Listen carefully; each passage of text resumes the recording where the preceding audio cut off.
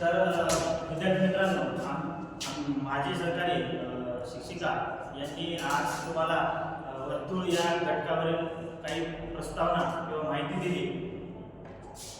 तर मी पुढील घटक तुम्हाला शिकवणार आहे.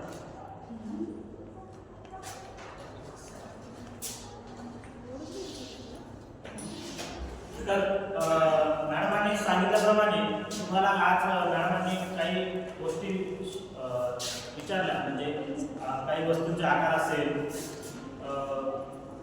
काही वस्तूंचे रूप असेल. त्याच्यानंतर त्यांनी एक व्याख्या सांगितली वर्तुळाची. कोणती व्याख्या सांगितली सांगा बरं. वर्तुळाच्या केंद्रबिंदूपासून समांतर अंतराने ज्या वर्तुळावरील बिंदूंना छेदणारी जी रेषा असते, त्या रेषेपासून जी आकृती तयार होते त्या आकृतीला काय म्हणतात? वर्तुळाचे म्हणतात. तर याप्रमाणे आपण आज वर्तुळाचे वैशिष्ट्य, प्रकार आणि वर्तुळाचे उपयोग कुठे कुठे होतो ते बघूया.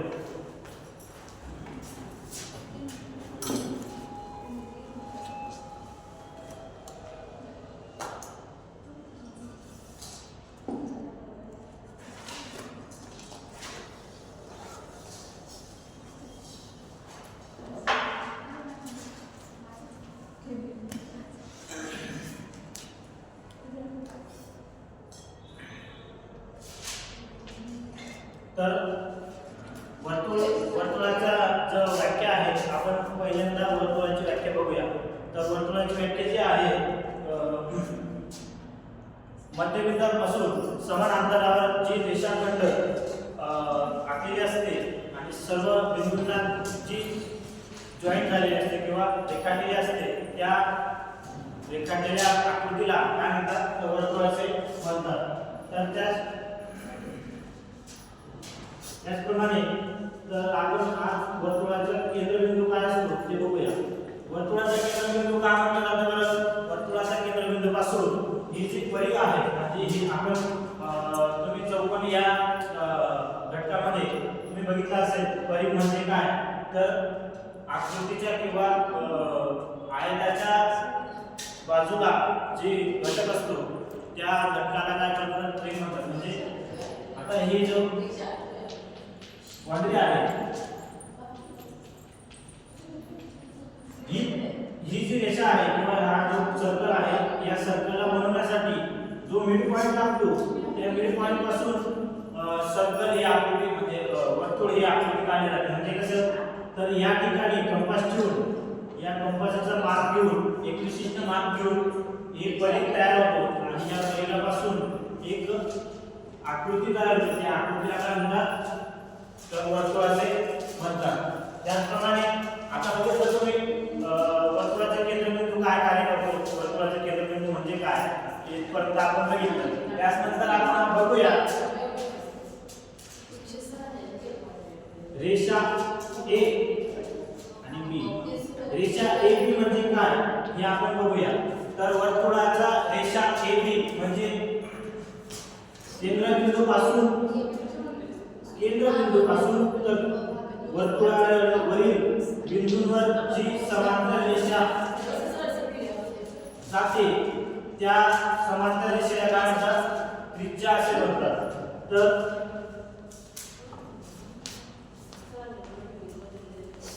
अशा पद्धतीने आपण त्रिज्या बघितली.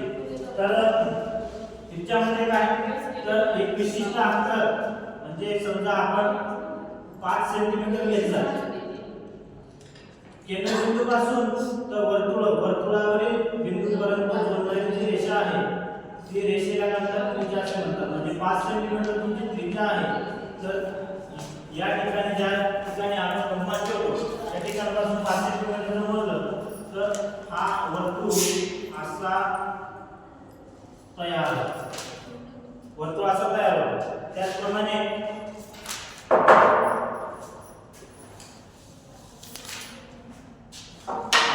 आपण त्रिज्या, यानंतर बघूया आपण व्यास काय असतो.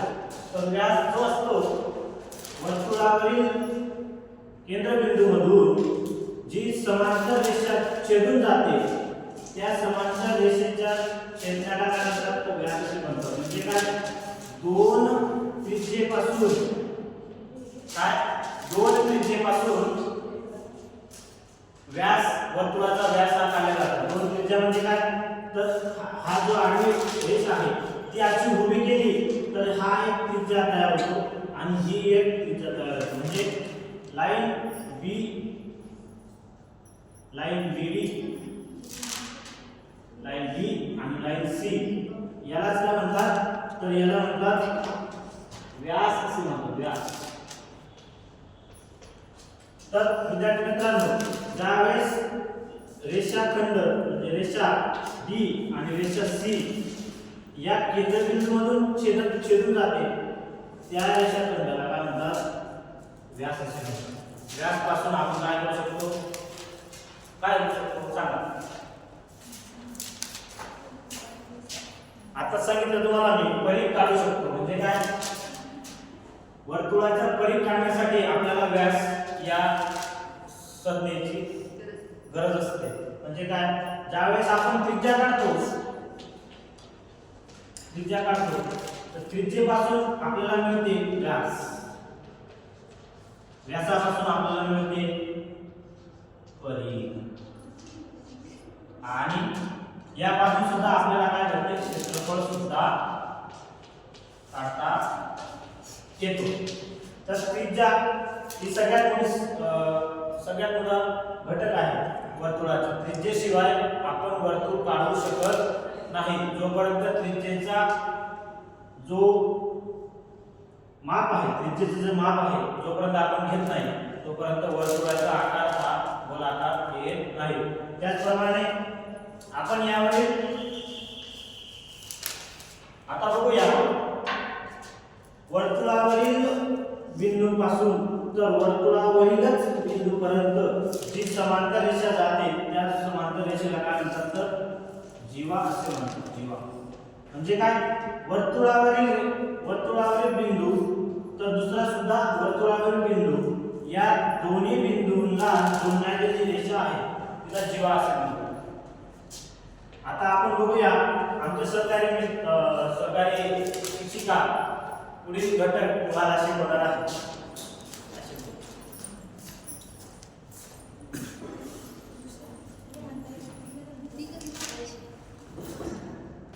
आपण वर्तुळावर एक गणित घेऊया म्हणजे तुम्हाला लक्षात येईल की वर्तुळाचा उपयोग वर्तुळाच्या त्रिज्येचा उपयोग व्यासाचा उपयोग कसा होतो।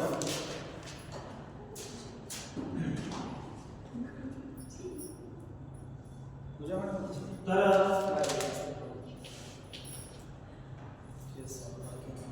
व्यास दिला आहे 14 सेंटीमीटर तर याचं काढायला लागतं आपल्याला आहे करायला ना हे मुद्दे आठवले तर क्षेत्रफळ काढा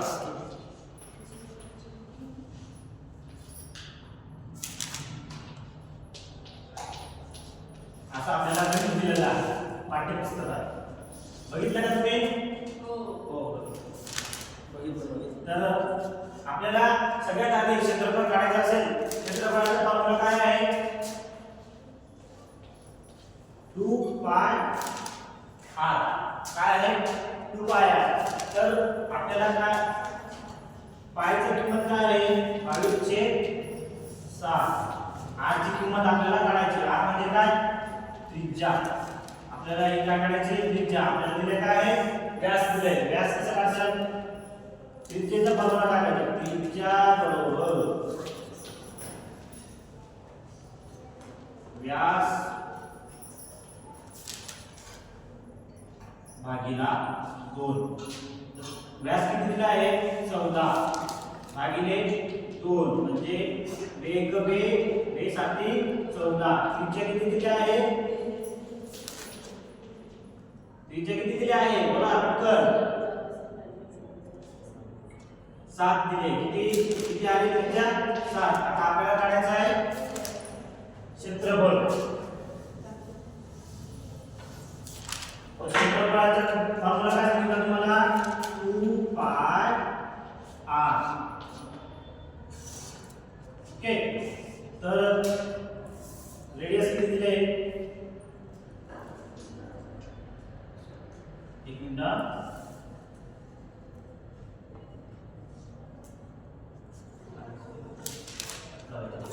चला 2 पाय आहे.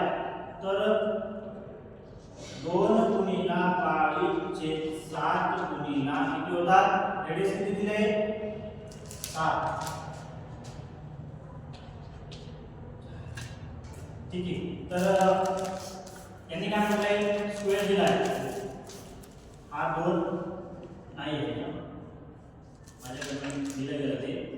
तर 22/7 गुणिला 7 गुणिला 7. हा 7 7 काय होतो? 7 7 करा तो कॅन्सल. तर 22 गुणिला 7 म्हणजे काय? 7 गुणे 14. चला 1 7 गुणे 14 आणि 1 15. तर अशा पद्धतीने 154 क्षेत्रफळ वर्तुळाचे क्षेत्रफळ बरोबर 154 सेंटीमीटर आलेलं आहे. याचप्रमाणे आपण तुम्ही वर्तुळाचे क्षेत्रफळ काढू शकता, परिघ काढू शकता, त्रिज्या काय असते आणि त्रिज्येचं सिक्वेन्स काय असते हे काढू शकता. तर अशा पद्धतीने मी आज जो घटक शिकवला आहे त्या घटकावरील जो प्रश्न उत्तर आहे ते आमची सहकारी शिक्षिका निलिमा मॅडम हे घेणार आहे.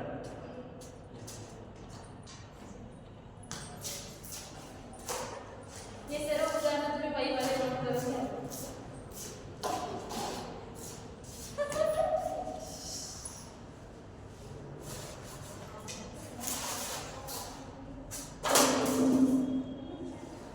तुम्ही आठवले सांगा की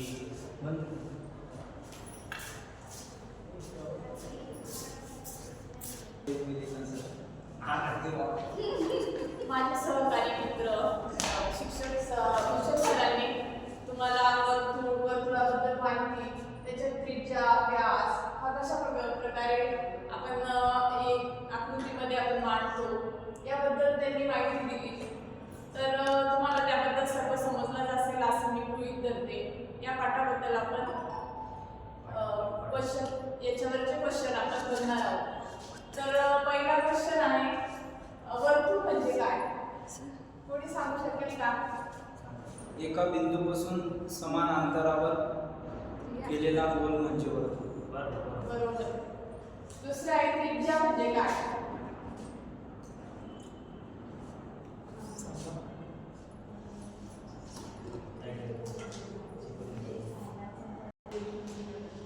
त्रिज्या म्हणजे काय? वर्तुळाच्या केंद्रबिंदूपासून वर्तुळावरील कोणत्याही बिंदूपर्यंत अंतर त्याला त्रिज्या असे म्हणतात. तिसरा आहे, व्यास कशी तयार होते? 2 रेषेपासून. वर्तुळाच्या एका टोकापासून विरुद्ध टोकापर्यंत केंद्रातून जाणारी सरळ रेष त्याला व्यास असे म्हणतात. बरोबर. त्यानंतर उपयोजना म्हणतात. पहिला आहे, वर्तुळाच्या केंद्रातून जाणारी रेषा त्रिज्या. बरोबर. दुसरा आहे, व्यास 2 रेषेपासून बनते. त्रिज्येपासून 2 रेषांपासून. 2 रेषांपासून त्रिज्या. बरोबर. तर स्वाध्याय ते वर्तुळाचे सुभाषण करते. समारोप तर अशा पद्धतीने आज आपण भूमितीय या घटकामधील वर्तुळचे जे संकल्पना आहे ते आपण अभ्यासले आहे. तर तुम्हाला सगळ्यांनी समजलं असेल मी असं मी गृहीत धरतो. आणि उद्या येताना मॅडमांनी दिलेल्या स्वाध्याय करू. धन्यवाद.